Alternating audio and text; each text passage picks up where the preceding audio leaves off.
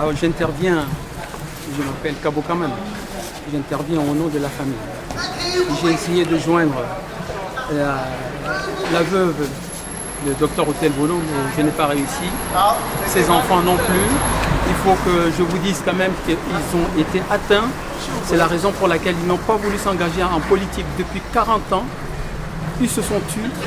Ils n'ont pas du tout voulu interférer dans les problèmes du Tchad. Mais l'esprit de Dr Houtel Bono continue de nous animer. Il faut dire que cet homme a eu son certificat d'études très jeune. Il était très intelligent. Il était à Fort-Archambault. L'administration coloniale de l'époque l'a amené à Fort-Lamy parce que c'était un gars exceptionnel. Mon père a eu son certificat d'études à l'âge de 18 ans. Houtel Bono était de 6 ans plus jeune que lui. Houtel Bono était né en 1934, mon père était né en 1928. Ils ont eu le certificat d'études la même année. À l'époque, on n'allait pas à l'école à l'âge de 5, 6, 7 ans. On allait à l'école à l'âge de 8 ans. Mon père, lui, il était déjà grand quand il est allé. Et c'est comme ça. Ils ont eu le certificat d'études élémentaires, comme on l'appelait à l'époque, la même année, après la guerre mondiale. Et c'est ainsi que lui a été envoyé directement en France pour poursuivre ses études. Avant d'aller, je me rappelle bien qu'il est allé nous voir, à l'époque on était encore à Béché, il est allé nous voir là-bas avant de venir.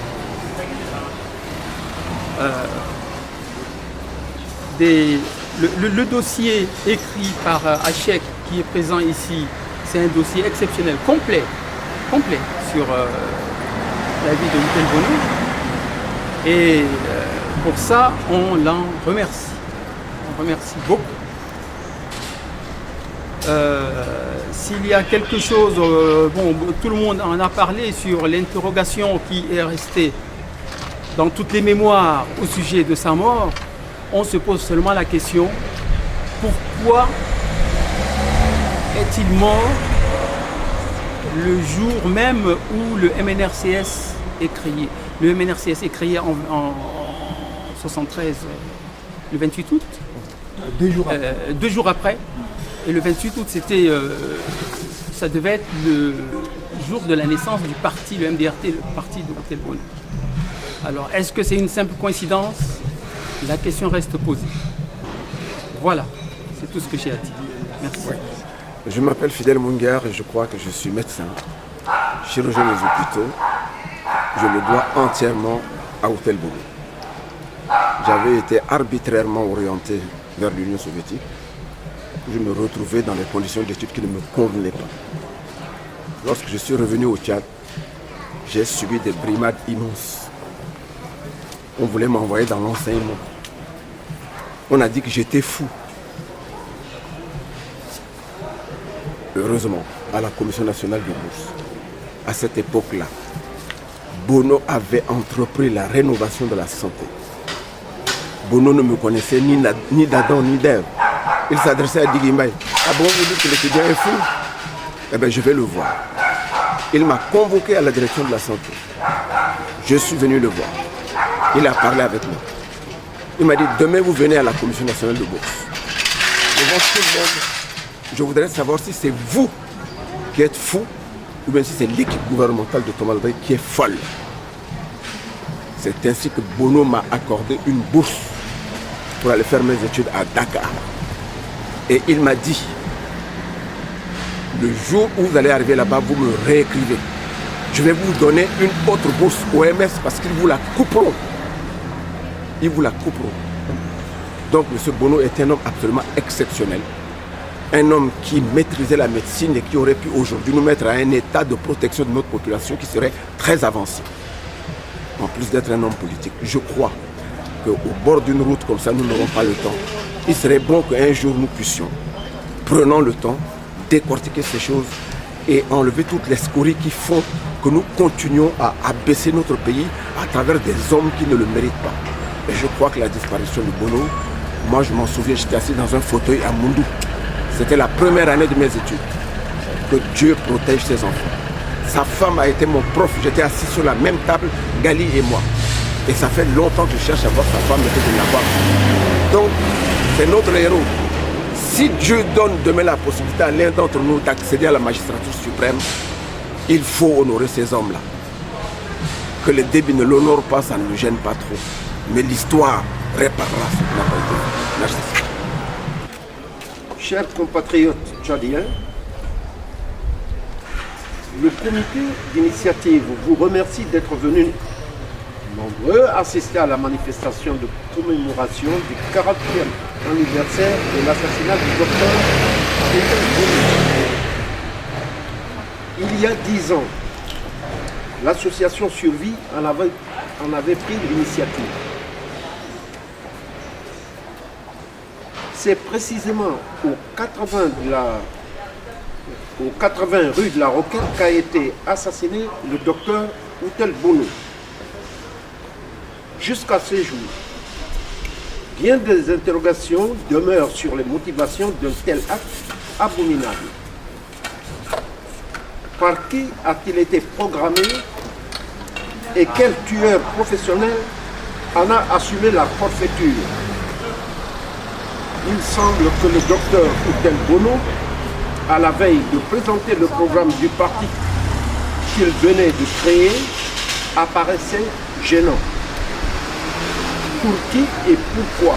Nous pouvons affirmer que le docteur Outel Bono n'était pas un homme de concession.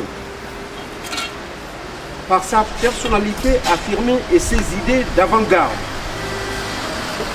il tranchait sur la plupart des cadres africains de l'époque. À l'aube des indépendances des pays colonisés, il avait en effet une certaine vision du développement des nouvelles nations africaines. Pour le Tchad en particulier, il préconisait l'instauration d'une véritable démocratie dans le respect de toutes les opinions et de ses composantes ethniques. Il pensait que c'était le meilleur moyen, sinon le seul, qui permettrait la coexistence pacifique et harmonieuse de ses citoyens et le ferait progresser sur tous les plans économiques et politiques. Dénué d'ambition personnelle, il assumait ses concepts de façon franche et déterminée, sans crainte des représailles et contre bien des idées reçues. Ainsi, refusait-il tout recours à la violence, laquelle animait alors bon nombre de cadres et patriotes tchadiens, notamment les partisans du Frolina. C'est la raison pour laquelle, en aucun cas, il ne pouvait être considéré comme une personnalité risquant d'attenter à la sécurité de l'État tchadien ou même extrémiste. Tout juste un agitateur d'idées. Et cela, on ne lui a pas pardonné. Il l'a payé de sa vie. On peut néanmoins se demander pourquoi un homme qui n'avait pour seule arme que la raison et la conciliation a-t-il été si froidement, et j'ajoute inutilement, abattu dans la capitale d'un pays démocratique, la France. Menaçait-il finalement les intérêts majeurs de quelques politiciens aux agissements souterrains, ou craignant-on que le président du Tchad de l'époque, François Ngarta Tombalbaye, prenne ombrage de ce nouveau parti créé, tellement innovant dans son concept démocratique, alors que lui-même s'acheminait vers une dictature de plus en plus chaotique et sanglante? Il fallait donc l'éliminer. D'autres questions demeurent. Pourquoi les jeunes cadres qui se sont succédés à la tête de l'État tchadien ne sont-ils pas parvenus jusqu'ici à tirer profit de sa philosophie afin d'éviter à ce pays la tragédie qu'il vit depuis bientôt un demi-siècle? Koutel Bono est mort, mais la pensée qu'il tentait d'insuffler à l'élite tchadienne devrait nous servir de conduite. C'est le vœu que je forme pour que l'esprit pacifique et démocratique de Koutel Bono survive en nous tous, afin que ça pèse durablement nos déchirements, qu'ils soient d'ordre ethnique, religieux ou purement matériel.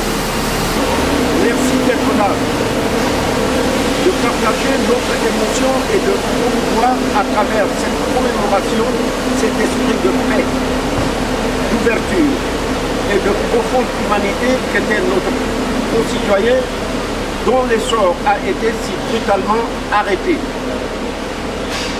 Mais avant de nous séparer, observons ensemble une minute de silence en mémoire du docteur Koutel Bono. Je vous remercie.